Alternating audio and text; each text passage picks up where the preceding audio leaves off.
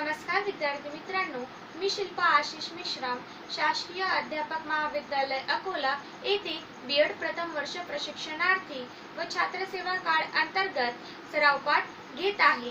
विषय मराठी।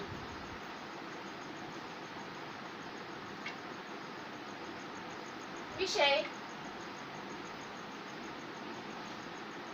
मराठी।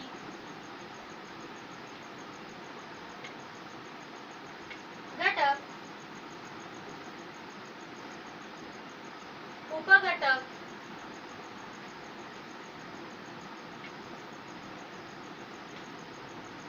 दिनांक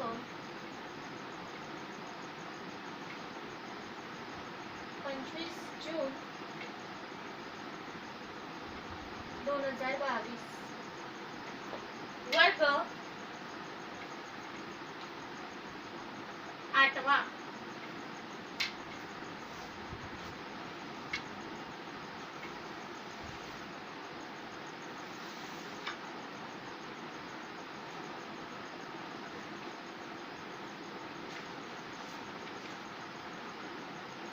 चला तर विद्यार्थी मित्रांनो, मी तुम्हाला काही प्रश्न विचारते, तुम्ही मला त्याचे उत्तरे सांगा।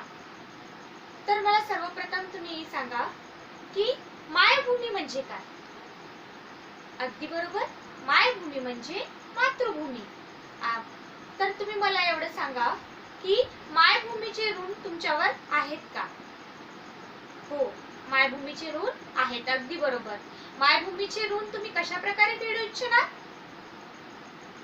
अगदी बरोबर, की तिचा गुणगान गाऊन आणि तिचा गौरव गाऊन आपण काय करणार आहे की मायभूमीचे ऋण फेडणार आहे। चला तर विद्यार्थी मित्रांनो, आता आपण गे मायभू ही कविता अभ्यासणार आहोत। घटक, पद्य, उपघटक, गे माय भू। ही कोणाची कविता आहे? कवी आहे सुरेश भट।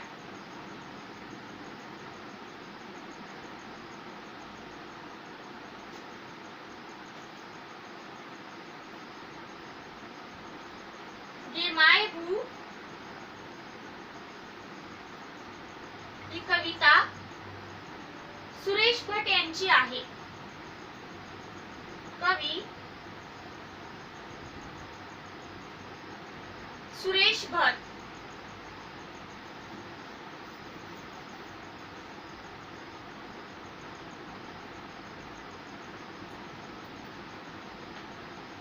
चला तर विद्यार्थी मित्रांनो, आपण सुरुवातीला सुरेश भट यांचा परिचय बघूया। 1932 मध्ये सुरेश भटांचा जन्म झालेला आहे आणि 2003 मध्ये त्यांचा मृत्यू झालेला आहे। सुप्रसिद्ध कवी होते ते। सुरेश भट कोण होते? सुप्रसिद्ध आणि नामवंत कवी होते, गझलकार सुद्धा होते। सुरेश भट यांचे खरे सामर्थ्य त्यांच्या राजकीय सामाजिक आशयाच्या कवितांतून जाणवते।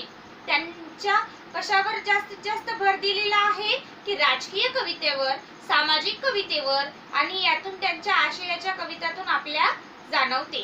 रूपगंधा, रंग माझा वेगळा, एल्गार, झंझावात हे त्यांचे कविता संग्रह प्रसिद्ध आहे। रंग माझा वेगळा आणि रूपगंधा, एल्गार, झंझावात हे काय आहेत? त्यांचे काव्य संग्रह आहेत। त्यांनी गझल या रचनाबंधाचा निष्ठापूर्वक स्वीकार व प्रसार केला।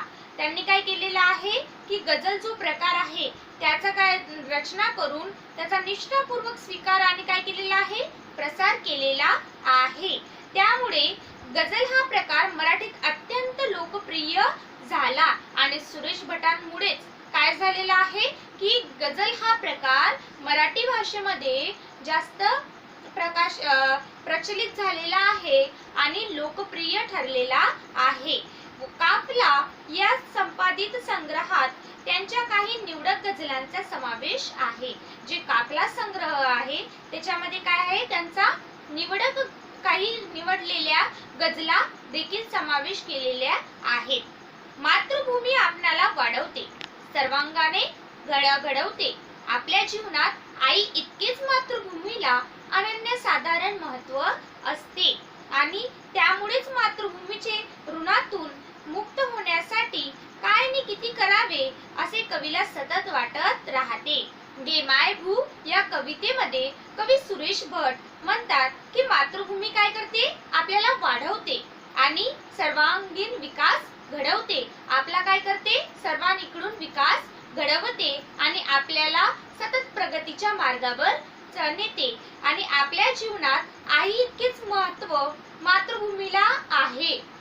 आपल्या जीवनात कशाला जास्त महत्त्व आहे की आपल्या आईला, आणि आपली आई जशी आहे त्याचसारखी आपली काय आहे, मातृभूमी सुद्धा आहे. जेवढे आपल्या आईला महत्त्व आहे तेवढेच आपल्या मातृभूमीला देखील महत्त्व आहे. त्यामुळे मातृभूमीच्या ऋणातून मुक्त होण्यासाठी काय आणि किती करावे असे कवीला सतत वाटत राहते. आपल्या आईचे ऋण आपण कधी फेडू शकतो का, तर नाही. आपल्या आईचे जे कसे ऋण फेडावे हे आपल्याला समजत नाही. त्यासाठी आपण काय आणि किती करावे, तसेच आपल्या जी मायभूमी आहे, जी मातृभूमी पृथ्वी आहे, तिच्यासाठी आपण काय आणि किती करावे असे आपल्याला काय सतत वाटत राहते. आणि प्रस्तुत कवितेत आपल्या अंतःकरणातील मातृभूमी विषयीचा अतीव आदर कवीने अतिशय गौरवपूर्ण रीतीने व्यक्त केलेला आहे. आणि या कवितेमध्ये काय केलेलं आहे सुरेश भट यांनी की आपल्या अंतःकरणातून, आपल्या मनातून आपल्या मातृभूमी विषयी आदर कवीने व्यक्त केलेला आहे. आणि अतिशय गौरवपूर्ण रीतीने काय केलेलं आहे, त्यांनी आपल्या मनातील आदर भाव अंतःकरणातून आपल्या मायभूमी विषयी व्यक्त केलेला आहे. तर चला तर विद्यार्थी मित्रांनो, आपण या कवितेला चाल लावूया. तुम्ही माझ्या बरोबर सर्व चाल लावा. गे माय भू तुझे मी फेडीन पांग सारे, आणीन आरतीला हे सूर्य चंद्र तारे. आई तुझ्या पुढे मी आहे अजून ताना, शब्दात सोड माझ्या आता हळूच पाना. आई तुझ्या पुढेही माझी व्यथा कशाला, जेव्हा तुझ्यामुळे या जन्मास अर्थ आला. मी पाय धूळ घेतो जेव्हा तुझी जरासी, माझी ललाट रेषा बनते प्रयाग काशी. आई तुझी अशी मी गाईन रोज गाणी, माझी तुझ्या दुधाने गेली भिजून वाणी. अशा प्रकारे आपण कवितेला चाल लावलेली आहे. आणि आता आपण या कवितेचा भावार्थ अभ्यासणार आहोत. गे माय भू या कवितेचे कवी कोण आहे, सुरेश भट. आणि गे माय भू या कवितेमध्ये सुरेश भट म्हणतात की गे माय भू तुझे मी फेडीन पांग सारे. काय म्हणतात सुरेश भट की मी हे माता, हे जननी, की तुझे मी काय फेडणार आहे, पांग फेडणार आहे. आणि पांग म्हणजे कर्ज, ऋण. शब्दार्थ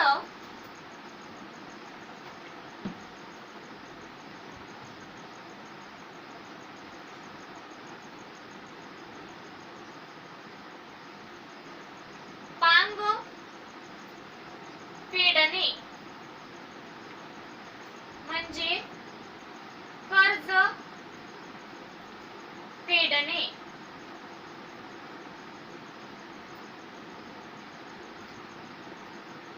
मी जे लिहित आहे ते तुम्ही सुद्धा आपल्या वहीमध्ये उतरून घ्या. आणि तुम्हाला फलकावरच दिसत आहे, ठीक आहे. तर सुरेश भट म्हणतात गे माय भू तुझे मी फेडीन पांग सारे. पांग म्हणजे कर्ज फेडणार आहे. हे माता, हे जननी, हे मातृभूमी, मी काय फेडणार आहे, तुझे सर्व पांग फेडणार आहे, तुझे सर्व कर्ज फेडणार आहे. आणि ना आरतीला हे सूर्य चंद्र तारे. आणि तुझ्या आरतीसाठी काय आणणार आहे की मी सूर्य चंद्र तारे आणणार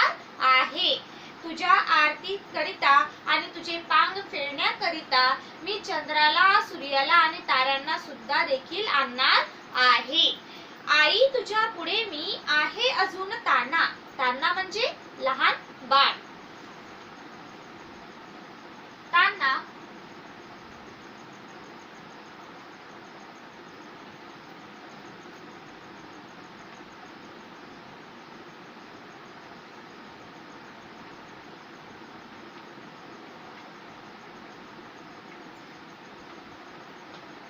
शब्दात सोड माझ्या आता हळूच पाना.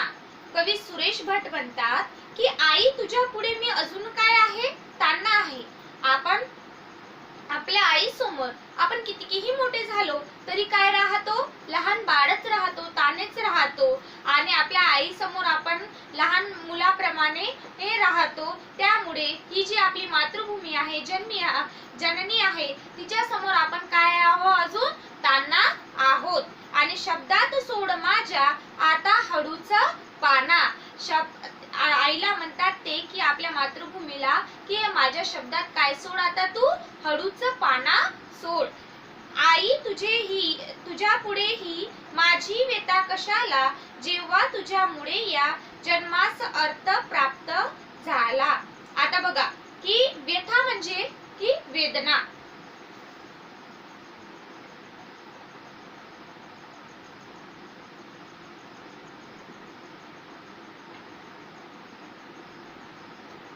व्यथा म्हणजे वेदना किंवा दुःख.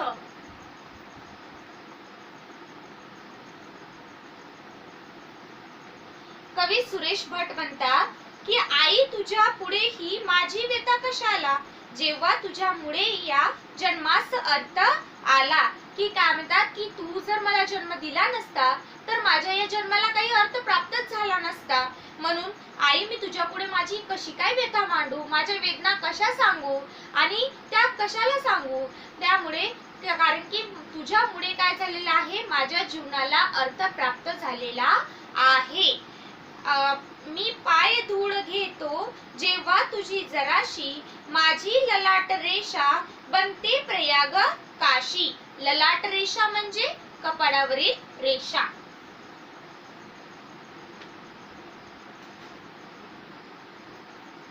ललाट रेषा कपाळावरील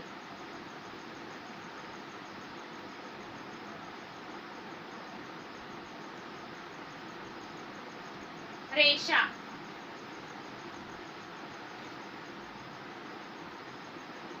मी जे लिहित आहे ते तुम्ही शब्दार्थ लिहून घ्या तुमच्या वहीमध्ये. मी पाय धूळ घेतो जेव्हा तुझी जराशी. जेव्हा आपण जमिनीवर चालतो, पाय ठेवतो, आपण काय घेतो? आपल्या जमिनीची, आपल्या मातृभूमीची थोडीशी पाय धूळ घेतो आणि हातात घेऊन ती काय करतो? आपल्या कपाळाला लावतो, म्हणजे ललाटाला लावतो. आणि तीच मग काय बनत आहे? आपली जणू मातीला स्पर्श केल्यावर आपल्या मायभूमीच्या त्या आपल्या कपाळावर लावल्यावर जणू आपण काय केलेलं आहे की प्रयाग आणि काशीला गेलेलो आहे. आणि त्याची आपल्याला काय केलेलं आहे की ललाट रेषा कपाळाला लावलेली आहे. आई तुझी अशी मी गाईन रोज गाणी, माझी तुझ्या दुधाने गेली भिजून वाणी. आई तुझी मी काय गाणार आहे की रोज गाणी गाणार आहे. आणि त्यामुळेच मी काय करणार आहे? तुझे गुणगान गाणार आहे, गौरवगान गाणार आहे. माझी तुझ्या दुधाने गेली भिजून वाणी. आणि तुझ्या दुधाने काय गेलेली आहे? माझी वाणी भिजून गेलेली आहे.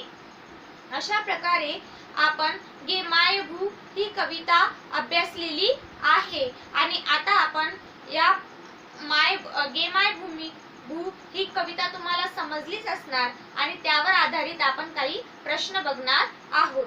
तर तुम्ही मला त्याची उत्तरे सांगा. गे माय भू या कवितेचे कवी कोण आहे? अगदी बरोबर, गे माय भू या कवितेचे कवी सुरेश भट आहे. तुम्ही मला एवढं सांगा की सुरेश भट यांनी मातृभूमीचे गुणगान कशा प्रकारे गायलेले आहेत? अगदी बरोबर की मातृभूमीचे गुणगान हे त्यांनी गौरवगान गाऊन गायलेले आहे. कवी सुरेश भट हे गे माये भू तुझे मी पेडीन पांग सारे या ओळीमध्ये कोणाची पांग फेडण्याबद्दल बोलत आहेत? अगदी बरोबर, मातृभूमीचे पांग फेडण्याबद्दल बोलत आहेत. पांग फेडणे म्हणजे काय? अगदी बरोबर की पांग फेडणे म्हणजे कर्ज फेडणे. आता तुम्ही मला सांगा की व्यथा म्हणजे काय? व्यथा म्हणजे वेदना. अगदी बरोबर. चला तर विद्यार्थी मित्रांनो, आता मी तुम्हाला गृहपाठ देते.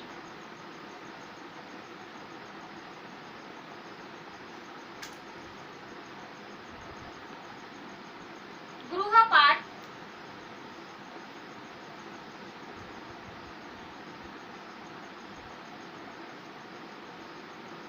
कवी सुरेश भट यांनी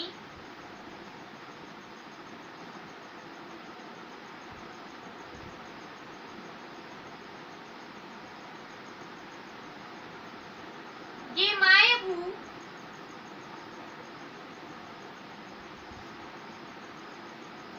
या कवितेमध्ये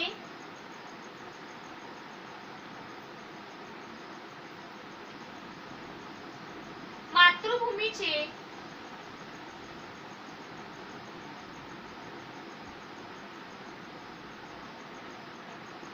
गुणगान कशा प्रकारे गायले आहे?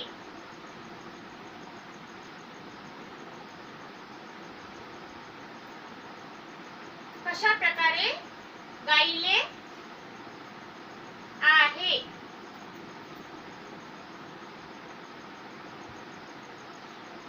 चला तर विद्यार्थी मित्रांनो, तुम्हाला समजलंच असणार आणि हा गृहपाठ तुम्हाला पूर्ण करून आणायचा आहे. धन्यवाद.